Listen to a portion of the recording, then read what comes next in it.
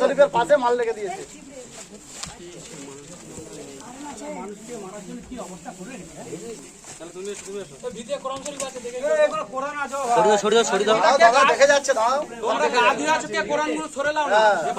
আজকে ক্যানিং পূর্ব বিধানসভার মঠের দিকে গ্রাম পঞ্চায়েতের অধীনে গাজীপাড়ায় শওকত মোল্লা ঘনিষ্ঠ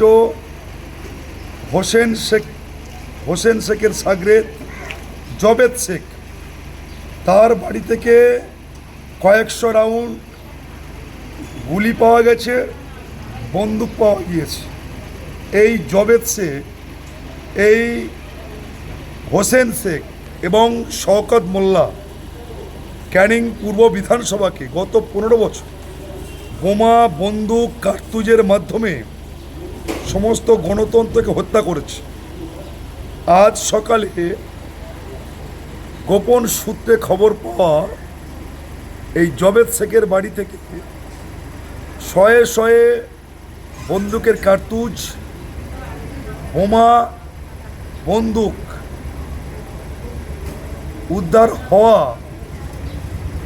প্রমাণ করে ক্যানিং পূর্ব বিধানসভায় গত 15 বছর যাবৎ শওকত মোল্লা, হোসেন শেখ, জবেদ শেখেদের মতো কুখ্যাত মাফিয়া, দুষ্কৃতী, তালিবানি নেতাদের মাধ্যমে হাজার হাজার রাষ্ট্রবাদী মানুষ, বিজেপির কর্মী, সনাতনী হিন্দুরা আক্রান্ত হয়েছে।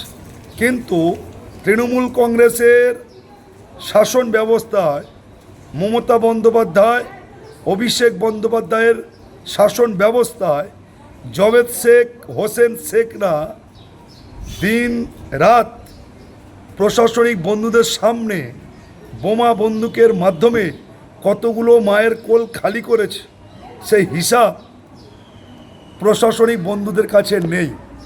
ডবল ইঞ্জিনের সরকারের মাধ্যমে এই সমস্ত তালিবানি নেতাদের গোপন আস্তানা থেকে আজকের বোমা, বন্দুক উদ্ধার হচ্ছে।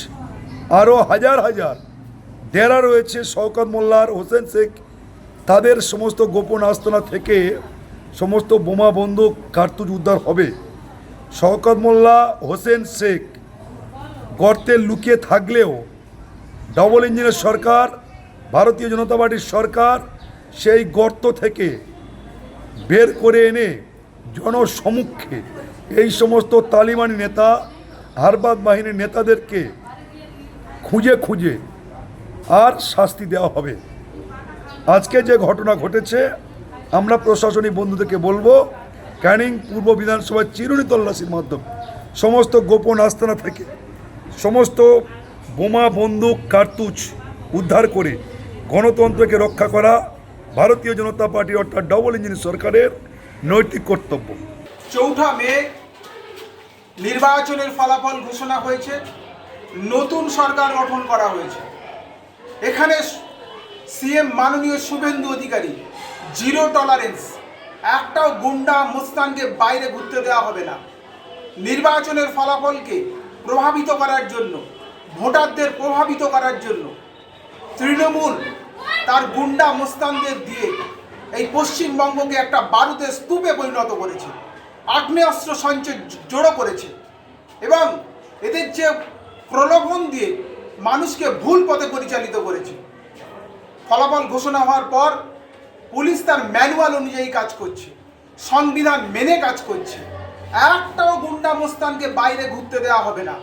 শ্রীঘরে এদের আশ্রয় হবে, গরাদের ওপারে ওদের আশ্রয় হবে। আজকে তাই দেখলাম যে ক্যানিং পূর্বের যে কতটা ভয়ঙ্কর অবস্থার মধ্যে সাধারণ মানুষ বসবাস করছিল। কিছুদিন আগে পাওয়া গেছে বড় বড় শোট পাওয়া গেছে, অগণিত শোট, আজকের বন্দুকের গুলি পাওয়া যাচ্ছে। এই মাননীয় প্রাক্তন বিধায়ক জনাব শওকত আলী মোল্লা কতটা ভয়ঙ্কর আজকের ছবি দেখে তা প্রমাণিত হচ্ছে। এরা যদি ভোটে জিততো তাহলে সাধারণ মানুষের বসবাসযোগ্য এই পশ্চিমবঙ্গ রাখতো না, কাটমানি দালালদের প্রাদুর্ভাব হতো।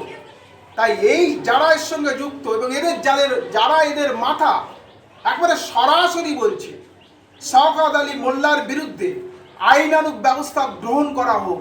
আর যারা এর সঙ্গে জড়িত কাউকে কোনোভাবে ছাড় দেওয়া হবে না। এভাবে বাংলা চলতে পারে না। উন্নত বাংলা, প্রগতিশীল বাংলা, সোনার বাংলা গঠন করা হবে। কোনো গুন্ডা মোস্তানকে ছাড় দেওয়া হবে না। আমাদের ভিডিও ভালো লাগলে লাইক এবং শেয়ার করুন। কমেন্ট সেকশনে গিয়ে জানান আপনাদের মতামত। আরও ভিডিও পেতে আমাদের চ্যানেল সাবস্ক্রাইব করুন এবং প্রতি মুহূর্তে খবরের আপডেট পেতে প্রেস করুন বেল আইকন।